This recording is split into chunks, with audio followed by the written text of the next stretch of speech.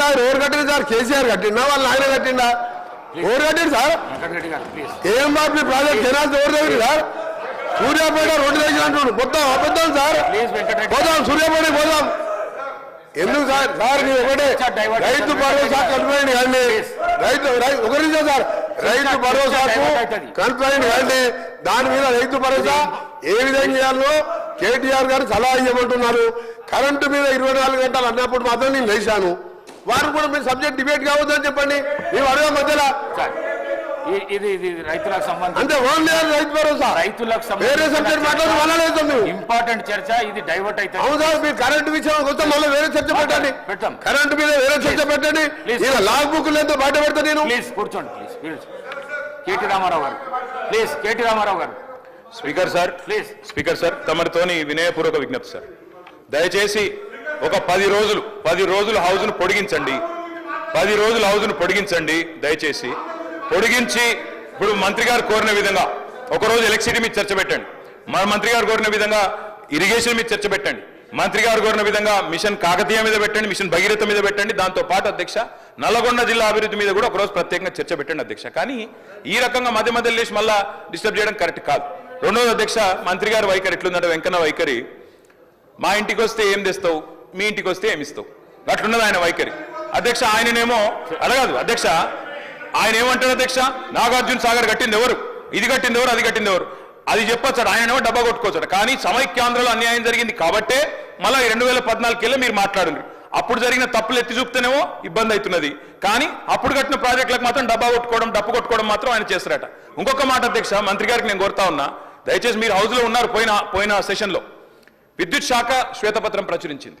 విద్యుత్ శాఖ white paper మీద అధ్యక్ష మంత్రి గారు చెప్పిన దానికి చెప్తున్నా అధ్యక్ష. అరే ఆయన తప్పుదో పట్టిస్తే ప్రజలను మంచిది కాదు అధ్యక్ష. 24 గంటల కరెంట్ ఇవ్వలేదు అని మాట్లాడిండు. ఇదే హౌస్ లో మీ డిప్యూటీ సీఎం చెప్పిండు. అది చెప్తున్నా వినండి, ఓపికగా వినండి. మీ డిప్యూటీ సీఎం గారు ప్రవేశపెట్టిన శ్వేతపత్రంలో నుంచే కోట్ చేస్తున్నా.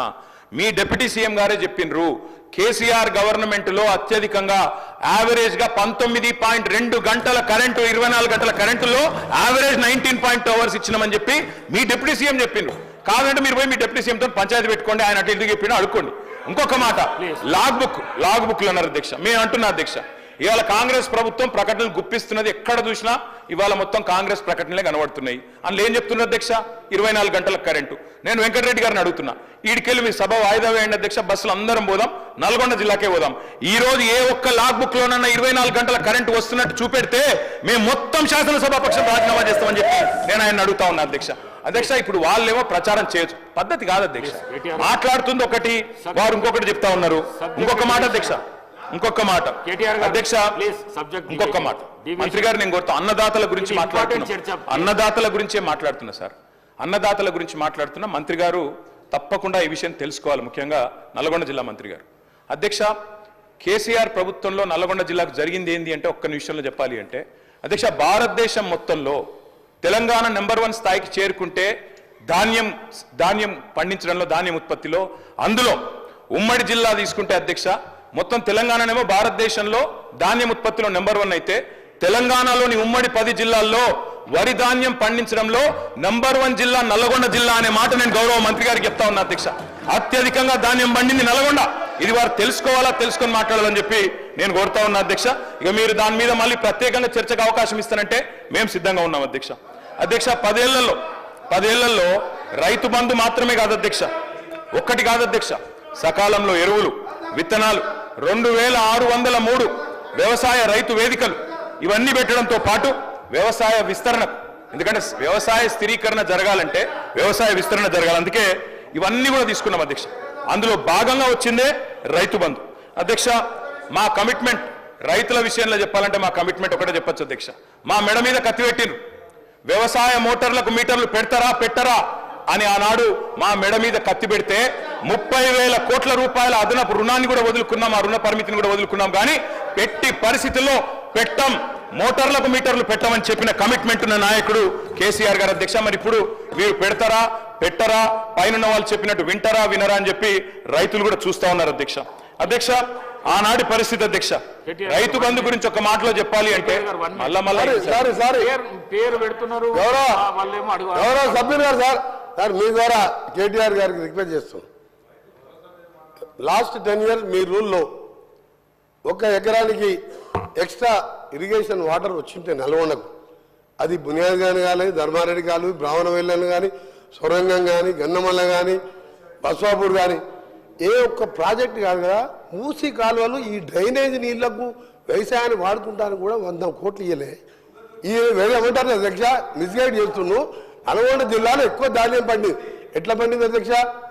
ఆనాడు ఇందిరాగాంధీ జవహర్లాల్ నెహ్రూ పూర్తి చేసిన సాగర్ డ్యామ్తో 8 lakhs acres AMRP project NT Rama Rao మొదలు పెడితే ఆ తర్వాత డిస్ట్రిబ్యూట్ కెనాల్తో 400 కోట్లతో నేను రాజశేఖర రెడ్డి గారు సీఎం ఉన్నప్పుడు పూర్తి చేస్తే వచ్చిన పంట. ఈసారి మన పోయినసారి అధ్యక్ష క్రాప్ హాలిడే. ఎందుకు క్రాప్ హాలిడే? ఈయన జగన్మోహన్ రెడ్డి గారు వీళ్ళకి బిర్యానీ పెట్టి వీళ్ళ ఫ్రెండ్షిప్ వేరే. రాయలసీమ లిఫ్ట్ ఇరిగేషన్ అధ్యక్ష, అరే ఆగబా బాబు నీకు చెప్తా, మా బాగా చెప్తా నేను. Rayalaseema lift irrigation Pothireddypadu 88,000 TSK అయితే 44,000 పెంచితేనే సొంత పార్టీ ముఖ్యమంత్రి రాజశేఖర రెడ్డితో కొట్లాడినా నేను. సొంత పార్టీ ముఖ్యమంత్రి రాజశేఖర రెడ్డి గారితో కొట్లాడినా.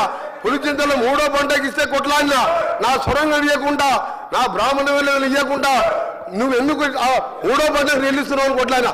వీళ్ళు సార్ నల్గొండ జిల్లాల అంత బ్రహ్మాండంగా పంట పెరిగి నీళ్ళు ఇచ్చుంటే ఏకలింగం గెలుస్తారా సార్? అందరూ 60-70 మెజార్టీతో గెలిచినాం. ఇలా ఓట్లు వేసేవారు కదా, మోసం చేసి నల్గొండని. ఇవాళ మా ముఖ్యమంత్రి గారు మూసిని క్లీన్ చేసి మమ్మల్ని బతుకునిద్దామంటే దానికి అడ్డపడుతుంది సార్. మేము బతకాలని లేదు. ఇంత విషయం ఇచ్చి చంపండి నల్గొండ ప్రజలు చంపండి, బాగుపడుతుంది కలిసి రాండి సార్. ఒక్కసారి మా ఊర్లో అనుకోండి, బ్రాహ్మణ వెళ్ళేలా పక్కన మూసిపోతుంది. ఏడుపోస్తా వీళ్ళని చూస్తే ఈ అజ్ఞానులు ఎట్లా ఈ సభకు వస్తున్నారు. ఒకసారి ప్రపంచ దేశాలంతా కూడా ఇంత ఖర్చు పెట్టైనా ఆరోగ్యాన్ని ముఖ్యం సార్. వ్యవసాయానికి ఒక నీళ్ళు ఇవ్వలే. మిషన్ పేరు 6,000 కోట్ల టెండర్ పెట్టి డ్రా చేసుకున్నారు. ఇవన్నీ లెక్కలతో సహా నా దగ్గర ఉన్నాయి. కానీ కేటీఆర్ చెప్తాను తప్పు చేయకు. 1 ఎకరం నీళ్ళు ఇవ్వలే. మా ప్రాజెక్టులే ఎన్టీ రామారావు పుణ్యమాని ఏఎంఆర్పి, రాజశేఖర డిస్ట్రిబ్యూషను, మా రేవంత్ రెడ్డి గారి పుణ్యాన 2 నెలల్లో సొరంగం, బ్రాహ్మణ వెల్లుల, గన్నమల్ల, బస్వాపూర్ పూర్తి చేసుకుంటాం. జిల్లా మొత్తం సస్యశామనం చేసుకుంటాం. మీరు ఎన్ని అడ్డపడ్డా, బీజేపీ వాళ్ళు అడ్డం పడ్డా, మూసీని క్లీన్ చేయించుకొని మేము బతికే కోరిక మేము కూడా బతకాలి.